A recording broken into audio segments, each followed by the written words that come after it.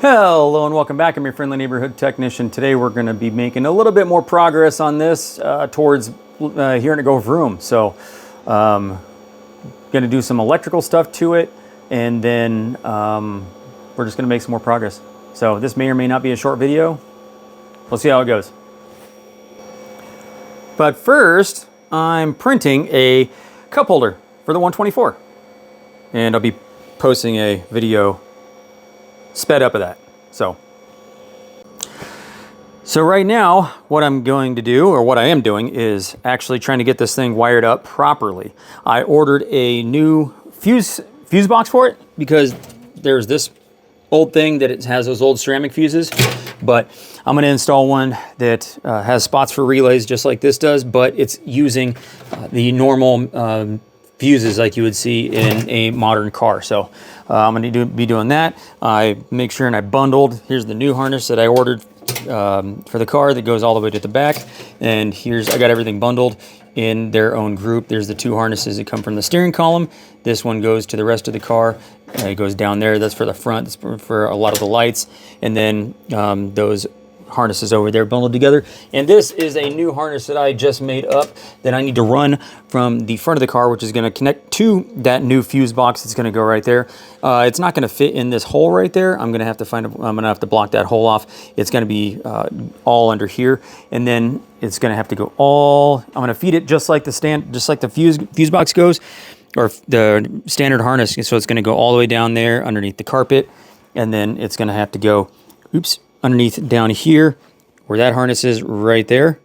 Then it's going to come out where this one does, right up in here. There it goes, right there where this harness comes out, because I need to have a harness for the cylinder head temperature sensor, which goes right there, and for the distributor. And then also I'm going to need one that goes to the oil pressure sensor right there. Actually, the oil pressure sensor and the oil temperature sensor. One of these two. That's probably pressure. That's probably temperature. Temperature, pressure. So I'm going to need wires to go to that, which are made up already in that bundle. So I have 2 wires, 1 wire, and then the harness for that, and then 1 wire for the power for the distributor, and then the other one is actually going to go. The ground is, I can ground that somewhere close, so I don't need to have this extra wire come all the way from the front of the car. Part 1 of getting the new harness through there, or the secondary harness through there, is I didn't use the factory grommet for that. It's too small. So what I did was I had a grommet from another Mercedes that I'd had on hand, and you can see right there it's a little different. Let's see if I can get a good picture of it. There's a good shot of it. It's kind of got this accordion piece right there. So a little bit more room inside there so I can fit more wiring. Okay, so I've done some things. I took out this little hose fitting, if it'll focus, there we go. This hose fitting right here, because when I put the breather hoses on there, I want more than, half an inch barely of purchase on the hose. And for a hose clamp, I have hose clamps that are wider than this right here, so that's not going to work. So I went and got some fittings with hose barbs on them right there, so it's much wider, and I sealed the threads with some Mercedes hose sealant, or some Mercedes thread sealant, and so this is going to be perfect because I got a little barb on the end, and I took the other one out, did the other one as well, so that's going to be perfect. Now I got some of the inside wired up. I got a different battery terminal right there. There's the old one right there. It was a little gangly looking. So I got a heavy duty one that can actually fit all that battery cable in there. And then I attached another battery cable right here because remember I ripped out all the harness.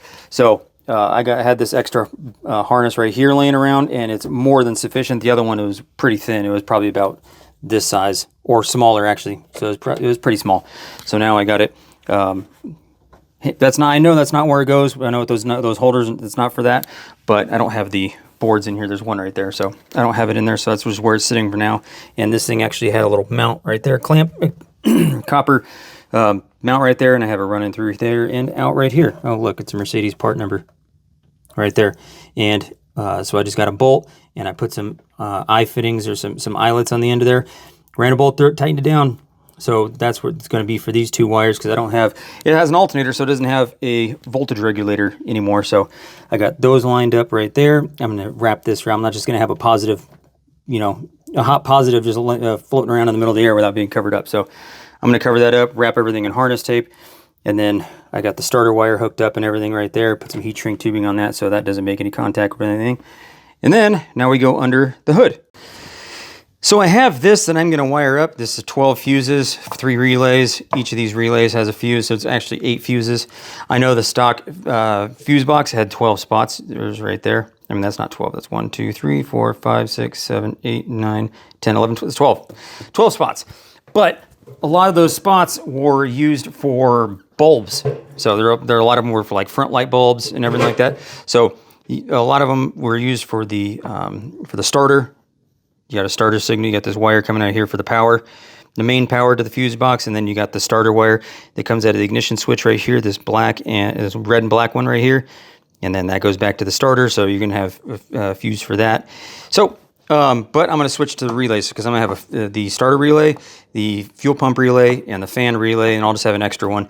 And then I'm gonna switch over all the lights on this thing to LED, so it's not gonna have quite the current demand of regular light bulbs that this thing would have. So I'm gonna be able to use a few of these fuses to take care of multiple lights. So that should have enough, only having 8 fuse spots left. Still haven't 100% found a place to mount this thing. I don't know, I was thinking kind of right here, just self-tapping screw it with a old corded drill right to the top of the gas tank. I don't know, tell me what you think in the comments below. But, you know, I gotta find a place to put it. I was kind of thinking right there where the ashtray used to be. I'm gonna have all these holes in the dash, but find how to mount it right there somewhere. I know this little bracket's in the way, but I'll figure out a way to mount it somewhere. Also tried test fitting this battery. This is a H8 battery, but it's way too massive. I just had this battery laying around. I took out the little heater boxes right there. I'm not gonna have a heater in this thing. That's what jackets are for. So that thing broke. That thing got broke. This thing's sticking out on that side for the heater tube. That thing broke off. So even then, it doesn't fit. It's a little too wide. Maybe an H7 will fit there, which is disappointing because I had that battery. That battery is free. I don't want to pay $250 for a new battery. And I want to get an AGM battery because they don't leak. If you notice that a lot of the lead acid batteries will get the fuzzies and everything around the battery terminals. That sucks, it's annoying. So I'm gonna get an AGM battery. Maybe not Duralast, I'm not sure yet. But I kind of like these big ass ones because they do have 1,000 cranking amps. I know I don't need a battery that massive, but it's nice to have. Well, that's it for this one. Thank you for watching. And remember, this is just how I'm doing it because I'm just using what I have and trying to get this thing running as inexpensive as possible. That's why I'm using a bunch of non-factory parts, non-Volkswagen parts. I'm just using what I have laying around. So it's just parts from years of just hoarding parts. And so I'm throwing it together. And I think on the next one, I'm gonna do a video on basically wiring up the car and getting the modern fuse box, the fuse and relay box wired up. I think I'm gonna be doing just on that. That should be the next one on this car. So thank you for watching. Make sure you give me a thumbs up, hit subscribe, and make sure you hit the notification icon so you get notifications when I post a new video. Thank you for watching.